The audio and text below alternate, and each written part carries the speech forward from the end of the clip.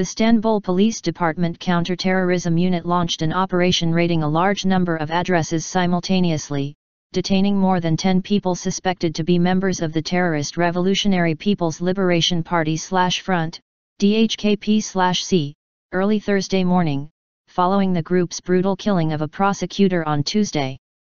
The operation, backed by the riot police, special operation teams and helicopters, took place in the Okmeydanı neighborhood. Households and offices of some associations were targeted in the raids. During the operation, water cannon vehicles were deployed in the streets, while officers holding shotguns stood guard at the entrances of the streets. The police forced the reporters who were covering the raids to leave the area, while no further details were provided on the operation. Meanwhile, another operation on the DHKP-C was carried out in the northern province of Karabük, in which 10 people were detained in 3 addresses. In addition, riot police also detained 36 students at Istanbul University after posters referring to one of the dead hostage takers were put up in the law faculty, a leftist union said on its website on Wednesday evening. The music band Grup Yorum released a statement on Thursday saying that 2 of their members are among those taken into custody in the morning raids on the DHKP/C. The statement said Grup Yorum members Ezgi Dilenbalk and Sahun Keskek, our student Lgiler, an employee of our culture center Damla Sandal, and our guest Steve Kichki are currently in custody. The murderers of Birkin broke the door and the windows of our culture center and detained our friends. They damaged our musical instruments. The operations followed Tuesday's bloody attack by the terrorist group, which stormed an Istanbul courthouse and took a prosecutor hostage. The group released photographs of the prosecutor as one of their members pointed a gun at his head and listed a number of demands.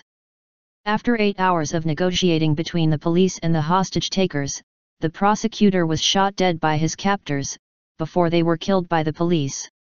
Prosecutor Kiraz had been overseeing an investigation into the killing of Birkin Elvan, a teenager who was hit by a tear gas canister fired by the police during the Gezi Park protests in the summer of 2013.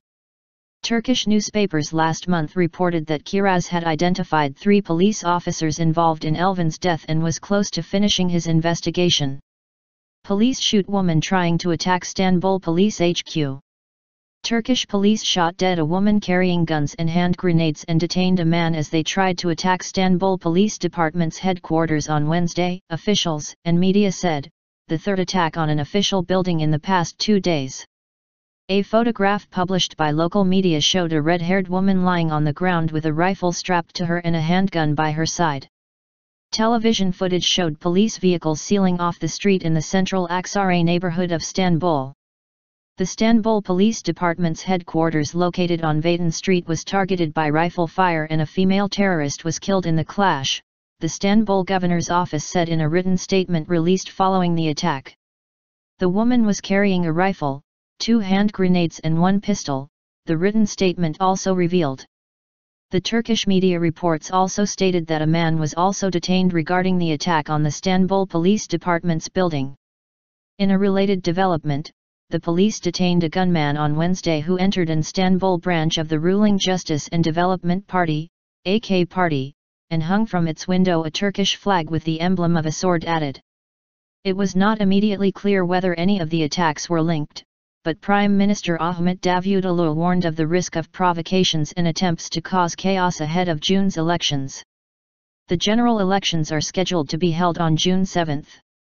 We are aware that we face an axis of evil and there is an attempt to instigate an atmosphere of chaos ahead of the elections, Prime Minister Davutoglu told reporters, hours before the attack on the Istanbul Police Department's headquarters, without identifying who constituted the Axis members. Turkish Justice Minister Kenan Pek also said the 2 members of the extreme leftist DHKP-C who took prosecutor Mehmet Salim Kiraz hostage on Tuesday had held a gun to the nation. We don't see this as an attack on our deceased prosecutor, but on the whole justice system, Pek said at a funeral ceremony held for Kiraz attended by hundreds of lawyers and judges on Thursday. Our state is powerful enough to track down those behind these lowlifes. The fact these assassins are dead shouldn't put those nefarious and dark forces at ease, Pek said, as Kiraz's coffin was displayed in the courthouse foyer. Police warned about more possible DHKP-C attacks. Sending a statement to all police stations in all 81 provinces of Turkey, the National Police Department warned the police stations about possible attacks that may be performed by the DHKP-C terrorists, saying that it has received some intelligence that the DHKP-C terrorist organization is planning more attacks in the upcoming days. The National Police Department also warned all police officers waiting at police checkpoints to wear steel vests. The DHKP-C is a Marxist group that has been behind a series of assassinations and suicide bombings, including fatal attacks on the U.S. Embassy. Turkish police have also been a frequent target. The United States, European Union, and Turkey list it as a terrorist organization.